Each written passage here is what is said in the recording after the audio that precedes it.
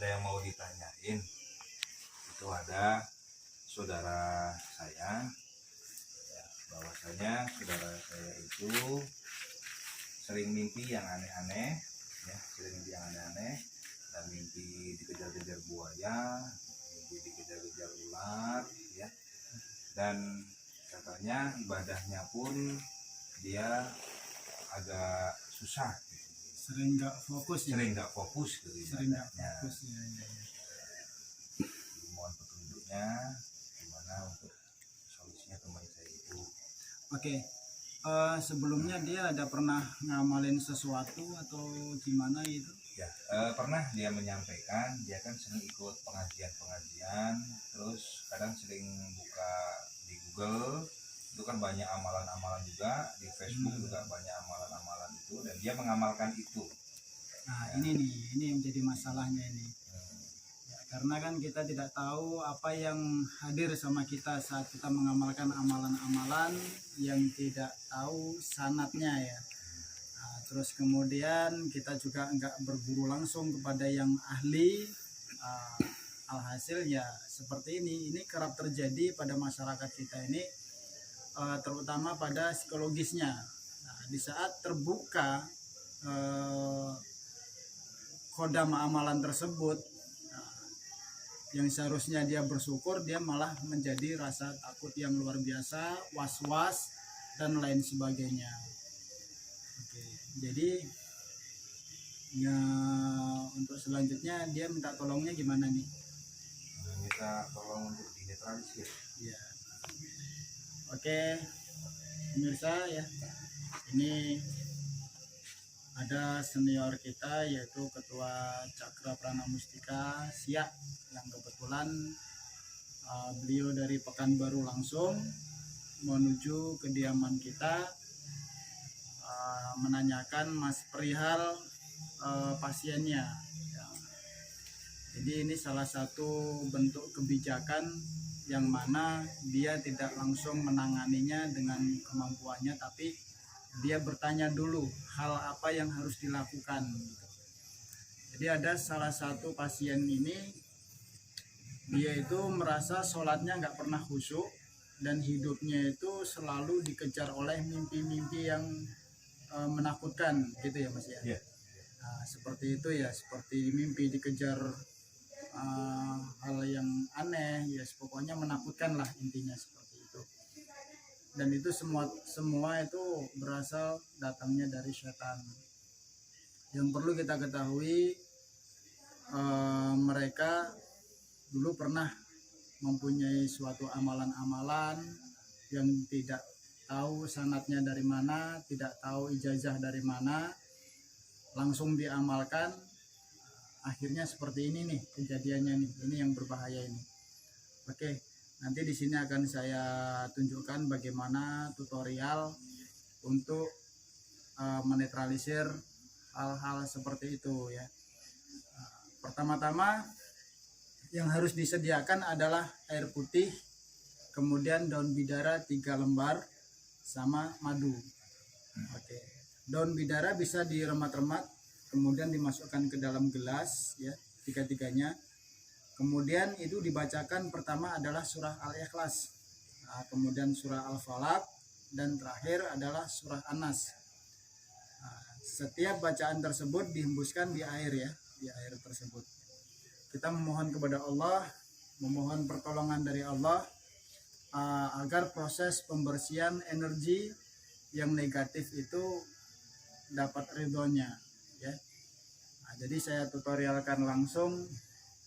Oke Mas Adiran, bisa jadi contoh atau tulodo ya, supaya bisa dipahami oleh ketua kita untuk dipraktekkan kepada pasien-pasiennya. Oke, jadi setelah dia minum air ya, kita nunggu paling tidak 1 menit ya, 1 menit. Setelah 1 menit kemudian suruh dia berdiri.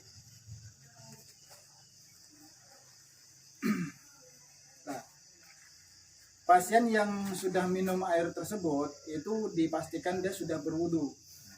Dia sudah berwudu, terus kemudian dia sadar ya bahwasanya dia mau dibersihkan. Nah, Hal yang perlu diperhatikan, pasien juga harus ikhlas apabila dia pernah mengamalkan amalan-amalan, ya itu harus dinetralisir. Dia harus ikhlas juga. Kalau dia nggak ikhlas, itu nanti akan menyulitkan proses kita sendiri. Nah, seperti itu. Paham ya, Mas ya? Oke, baik. Seperti ini nanti dia suruh hadap ke sana. Pertama, dia harus membaca istighfar. Astaghfirullahaladzim alladzi la ilaha illa huwal hayyul qayyum wa atubu ilaih. Itu dibaca 3 kali. Terus yang kedua, dia membaca 2 kalimat syahadat. Dia sadar di sini dia mau melakukan pembersihan, makanya dia mengucapkan 2 kalimat syahadat. Asyhadu alla ilaha illallah wa asyhadu anna muhammadar rasulullah. Itu dibaca 3 kali. Terus yang terakhir, yang ketiga, dia membaca sholawat. Allahumma sholli ala Muhammad wa ala ali Muhammad 3 kali. Dengan maksud dan tujuan dia mengharap syafaat, mengharap pertolongan juga dari Rasulullah Shallallahu Alaihi Wasallam. Ya.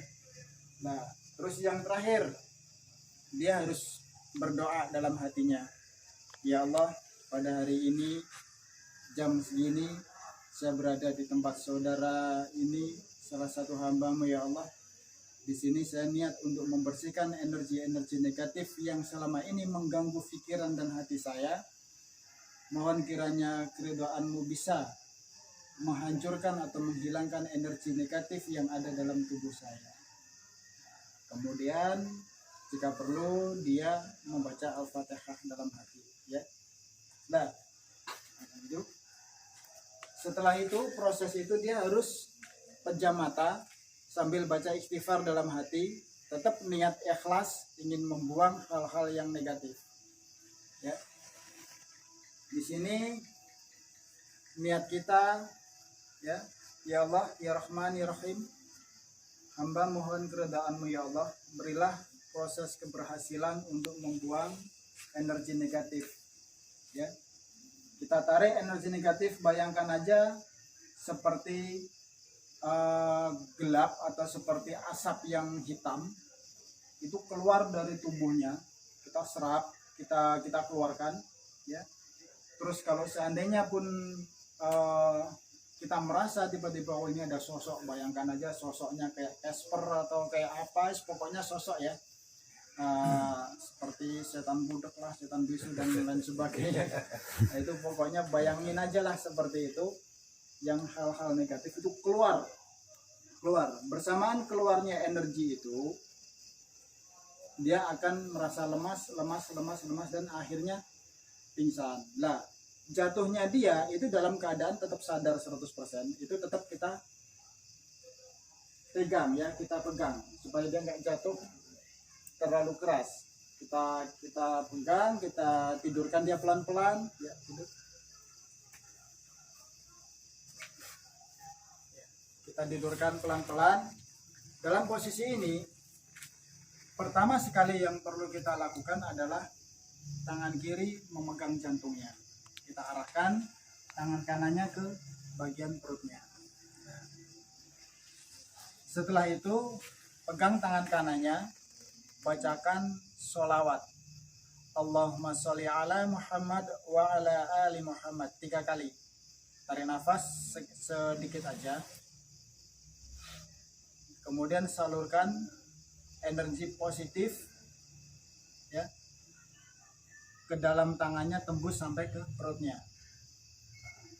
Terus kemudian ini turunkan dan bacakan sholawat juga pada tangan kirinya, tembus ke tapak tangan kirinya dan tembus pula ke jantungnya. Dibacakan sholawat aja. Kemudian diturunkan. Bagi saudara Cakra Prana Mustika, dia akan tahu jurus keempat, ya. Jurus keempat itu kita gunakan untuk membelah perutnya. Bismillahirrahmanirrahim. Ya Hayyu ya. Kita belah. Dan kemudian kita tarik energi-energi negatif yang ada di dalam perutnya. Kenapa kok harus perut? Sebab segala sesuatu amalan yang kadang itu tidak tahu sanatnya, itu memang terkumpulnya ada di perut yang akan mempengaruhi hati, jantung, dan pikirannya. Ini bahayanya. Makanya sekali lagi, kalau ingin berguru, ingin punya ilmu, harus ada bimbingan atau dari seorang mursyid, ya, guru. Kita keluarkan memakai jurus 6. Setelah dibuka, kita keluarkan pakai jurus 6. Ulangi sampai beberapa kali. Kira-kira sudah berasa kita energi negatif itu keluar, kunci, tek, supaya dia nggak lari. Di sini tutup. Nah, baru diambil, kita benamkan ke bumi. Allahu Akbar. Begitu juga di bagian jantung. Buka.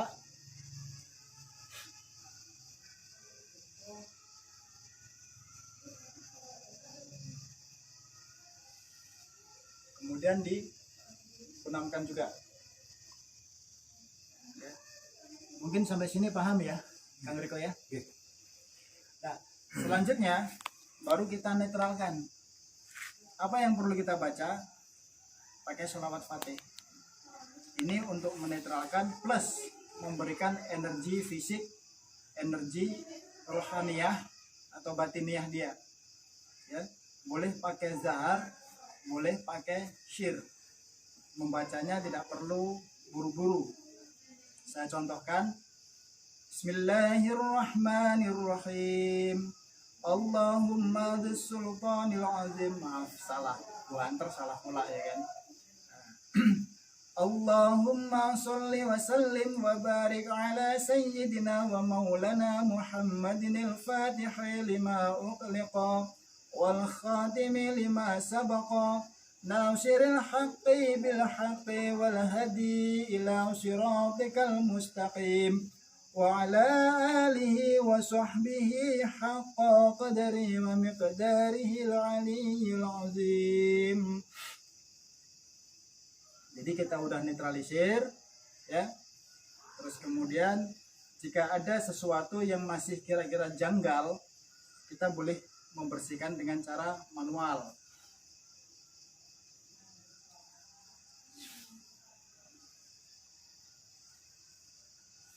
Ya.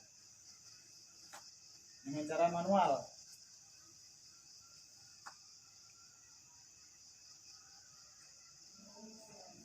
Oke, setelah itu kita duduk di atasnya. Yang kita baca di sini adalah suratul Fatihah boleh.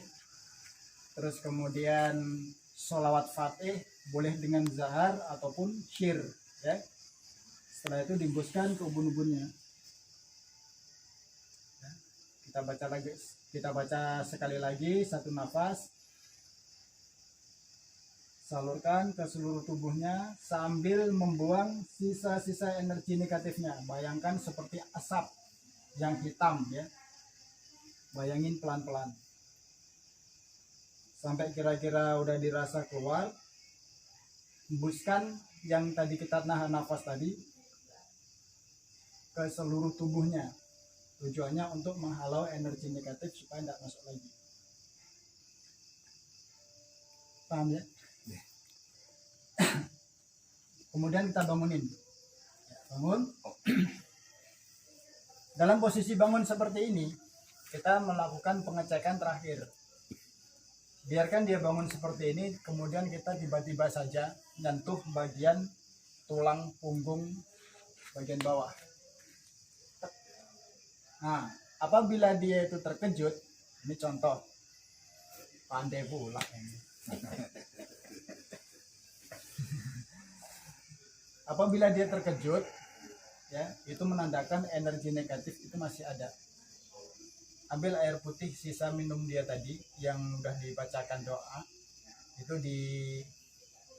disiramkan ke tangan kita basah, kemudian diusapkan ke bagian tulang tengah.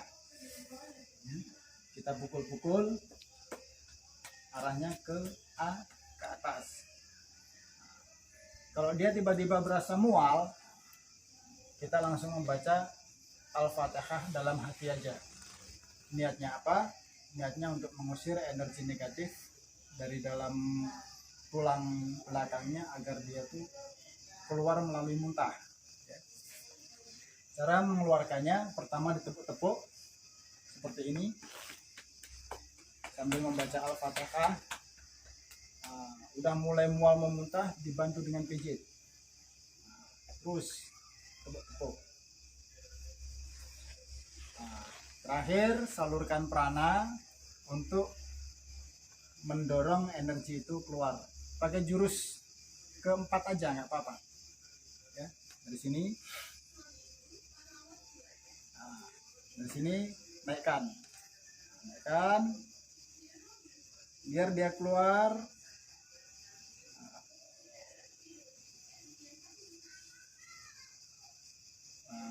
Sampai dia gitu ya, keluar gitu.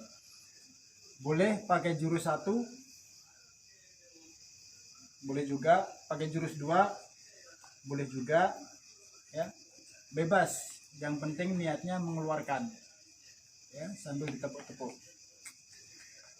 Insya Allah kalau dia sudah mulai muntah, ambil madu tadi, bacakan pertama adalah ayat kursi, kemudian Al-Ikhlas, Al-Falak, An-Nas, yaitu Al-Mu'awwidhatain ya. Satu nafas hembuskan ke air, bacakan Bismillahirrahmanirrahim la yadurru ma'asmi syai'un fil ardi wala fis sama'i wa huwas samiul alim 3 kali. Kemudian madu itu suruh konsumsi tiap hari ya, pagi, sore, dan mau tidur. Oke, ada yang perlu ditanyakan lagi, Mas? Oke. Mungkin ada lagi jadi kan gini, orang itu kan kemarin nggak enaknya kan ada ngamalin amalan itu tapi kan tidak bersanad. Apakah dia masih diperbolehkan atau gimana?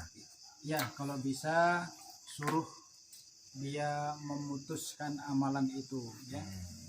Kalau memang dia mau menginginkan amalan yang mau didawamkan, dia harus cari guru, dia harus cari pembimbing. Sebab pentingnya pentingnya belajar ilmu itu harus ada pembimbing, yang mana guru atau mursyid atau pembimbing dia akan bertanggung jawab dunia dan akhirat.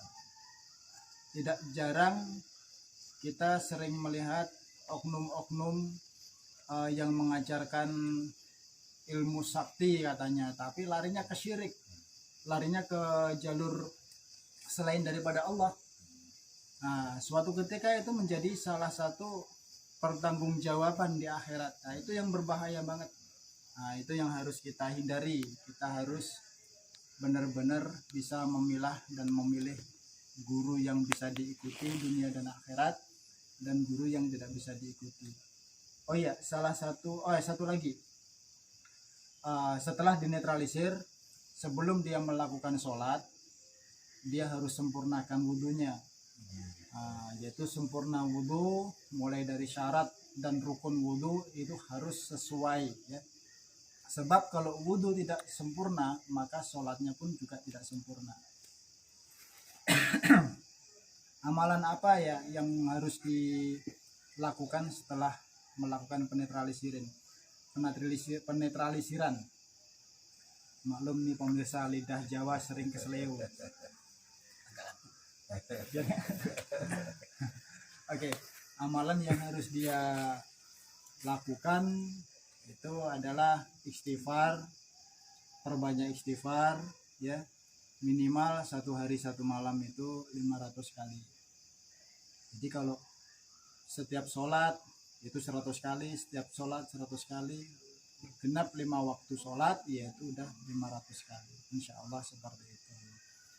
Terus boleh campurannya itu ya biasa, seperti pertama istighfar, kemudian tasbih, tahlil, hal-halah ya, baru doa. Nah, mau ditambahkan doa apapun atau surat apapun, yang penting niatnya lillahi ta'ala, mohon keridhaan kepada Allah, mohon perlindungan kepada Allah, sah-sah saja, baik-baik saja, tidak ada masalah. Ada lagi? Mungkin itu aja Ki. Terima kasih atas arahannya, semoga buat saya pribadi maupun teman-teman CPM Nusantara bisa bermanfaat. Alhamdulillah, amin ya Allah. Dan bisa juga untuk berdakwah dan bisa membantu ke orang yang membutuhkan. Amin ya Allah ya rabbal alamin. Jadi itu ya, ini salah satu pengetahuan yang harus kita pahami bersama. Jangan belajar ilmu tanpa adanya pembimbing atau guru. Ya mungkin bisalah Kang Riko selaku ketua CPM memberikan saran untuk publik agar tidak salah mengartikan. Kebanyakan orang bisa belajar melalui ini tanpa adanya guru. Oke, silahkan Mas Riko, saya lagi seri. Oke, assalamualaikum buat sedulur-sedulur semua. Ya, bahwasanya kita di sini orang kadang mengamalkan suatu amalan, ya itu dikira biasa penyakitnya mudah, ya mudah ataupun mungkin enak ataupun mungkin bebas gitu ya.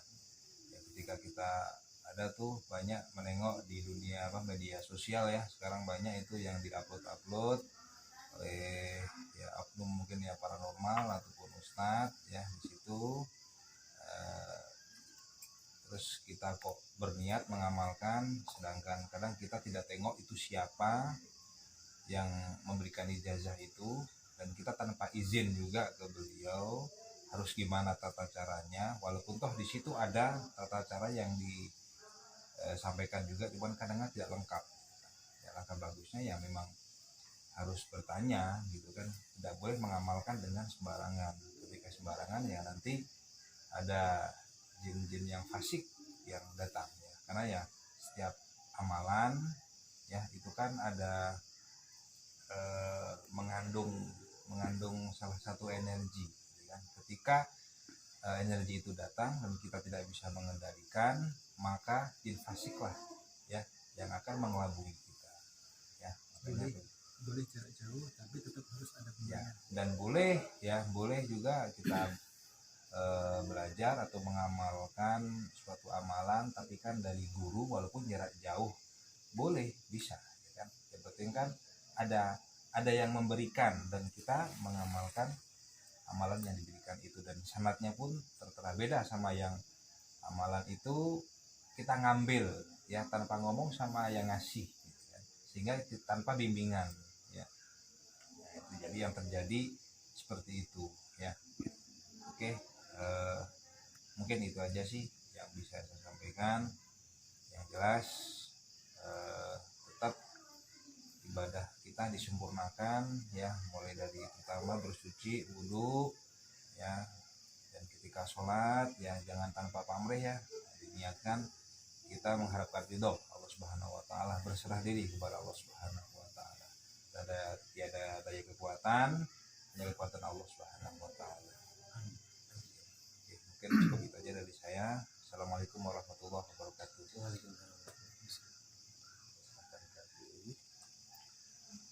Oke, kiranya udah jelas dan bisa dipahami.